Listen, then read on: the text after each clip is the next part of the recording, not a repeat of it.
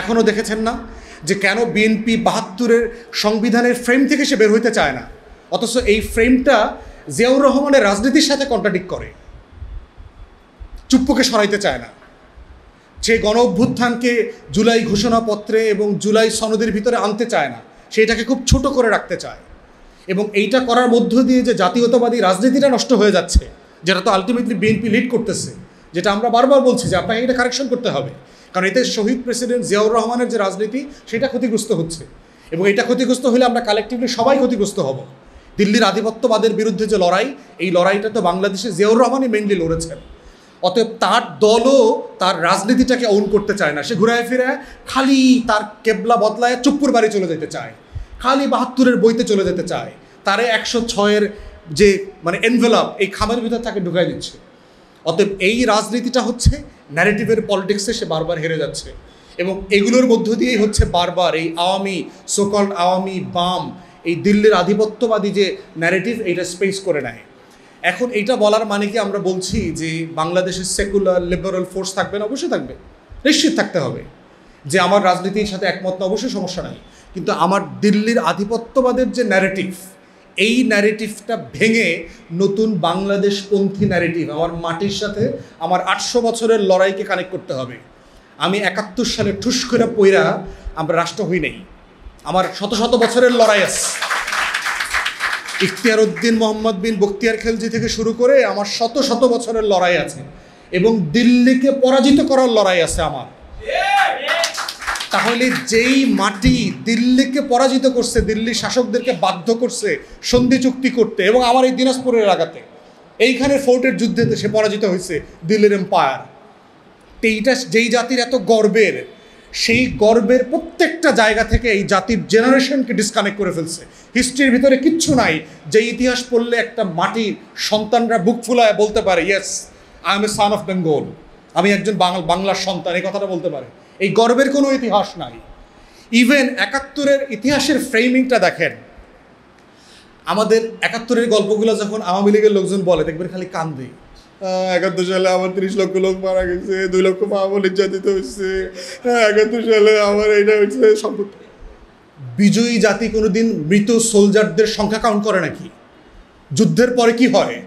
ওরা শহীদ হয়ে গেছে, বীর, দাফন কাফন করে পতাকা নিয়ে আগায় যেতে হয়। I am proud of the soldiers sacrifice. বিজয়ী জাতি কোনোদিন বিজয় নিয়ে কান্নাকাটি করে, এইটা আওয়ামী লীগ ছাড়া আর কোনো জায়গায় আমরা দেখি নাই। এবং দেখবেন যে ৭১ নিয়ে খালি আওয়ামী লীগ কান্নাকাটি করে ভাই ভাই, কারণ ও তো যুদ্ধ করে না, ও তো চোর, ও তো ওর মধ্যে হীনমন্যতা কাজ করে। ও কলকাতায় গিয়া সোনাগাছি আর ধর্মচালায় তো খাট কাঁপায় যুদ্ধ করছে। আওয়ামী লীগ তো অস্ত্র ধরে যুদ্ধ করে নাই। আপনারা মোহাইমেন আওয়ামী লীগের এমএলএ ছিল ৭০-এর নির্বাচনে, তার লেখা বই পড়বেন, ঢাকা, আগরতলা, মুজিবনগর, ক্যাটাগরিকলি বলছে জহির রায়হানরে মারলো কেন? বেচারা সাংবাদিক ছিল, যুদ্ধটাকে সারা দুনিয়াতে পরিচিত করাইছে।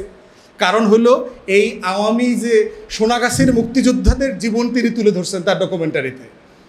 উনি বলছেন ফাঁস করে দেবো এটা, যদি আমার ভাইরে আমি খুঁজে না পাই, শহীদুল্লাহ কায়সারে যদি খুঁজে না পাই, তোর সব আকাম কুকাম সব ফাঁস করে দেব। এবং ৩০ তারিখ প্রেস ক্লাবে সংবাদ সম্মেলন করে তার এই ডকুমেন্টারি ফাঁস করার কথা ছিল, এবং সেই দিন সকালেই তাকে গুম করা হয়েছে। এটা হচ্ছে রিয়েলিটি।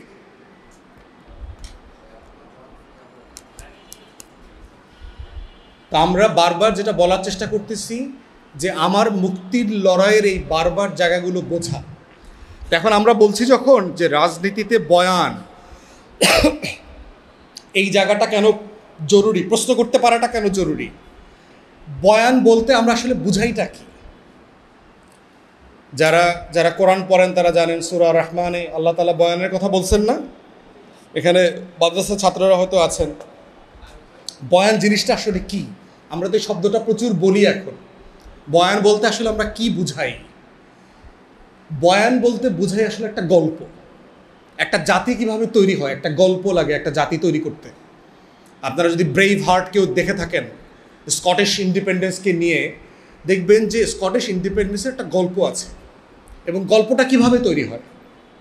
আমার যে লড়াই, শত শত বছরের মুক্তির লড়াই, আজাদির লড়াই, এই গল্পটার অনেকগুলো উপকরণ লাগে। আমরা এই উপকরণগুলোর যোগফলের নাম হচ্ছে বয়ান।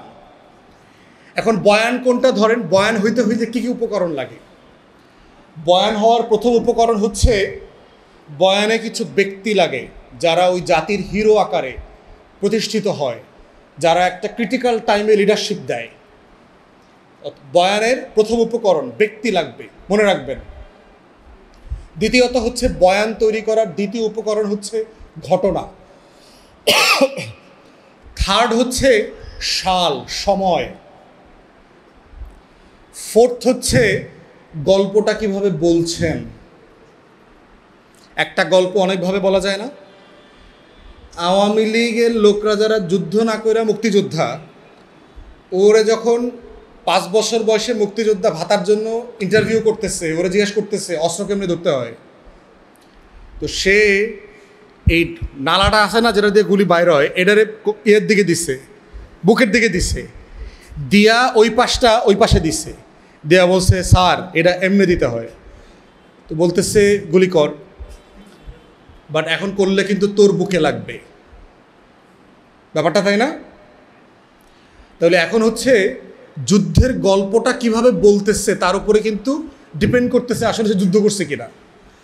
তাহলে 71 সালকে কিভাবে বলা হচ্ছে, 71 সালের এই যে আওয়ামী লীগের একটা গল্প আছে, আবার 71 সালকে বিএনপি কিভাবে বলে, বিএনপির একটা ব্যাখ্যা তাফসির আছে না 71 সালের, যে যখন দেশ নেতৃত্বহীন ছিল, শেখ মুজিব 25শে মার্চের রাতে পালায়া চলে গেছে, প্রধানমন্ত্রী হইতে না পারার ব্যর্থতা মেনে নিতে পারে নাই, দেশের ভিতরে কোনো নেতৃত্ব ছিল না, এই সময় এরকম অকাল অন্ধকারের আমাবস্যার ভিতর থেকে মধ্যরাতে এক অচেনা মেজর এসে মাইকে বললেন যে আই রিভোল্ট।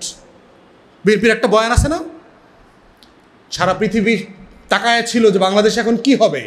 এই ক্র্যাকডাউনের ভিতরে এসে যে প্রতিবাদ করলেন সেই লোকটার নাম হচ্ছে আমি মেজর জিয়া বলছি, যুদ্ধ হবে। প্রথমবার নিজের নামে ঘোষণা দিয়েছে, তারপরের বার শেখ মুজিবের নামে ঘোষণা দিয়েছে এবং সে যুদ্ধ ডিক্লেয়ার করলো।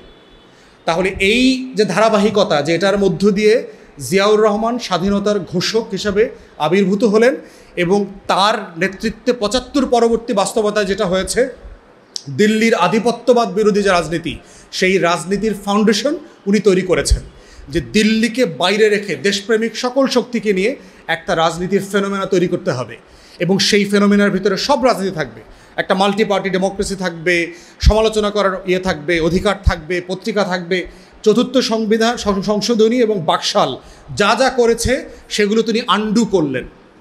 তো এই মুক্তিযুদ্ধের একটা বিএনপির ন্যারেটিভস আছে, আওয়ামী লীগের একটা ন্যারেটিভস আছে, এবং প্রত্যেকটা ন্যারেটিভে দেখবেন কিছু ব্যক্তি আছে যার হিরো আছে, তাই না? আওয়ামী লীগ হইল শেখ মুজিবরে বেচে, এবং শেখ মুজিবরে বেচতে গিয়া সে অন্য যত নায়ক আছে সবাইকে আবার নাই করে দিয়েছে। তাহলে যে যুদ্ধ করে নাই, যে পালায়া গেছে, যুদ্ধের সময় যে নেতৃত্ব দেয় নাই, তার নামে একটা কাল তৈরি করতে হয়েছে এই যুদ্ধের গল্পটা বানানোর জন্য।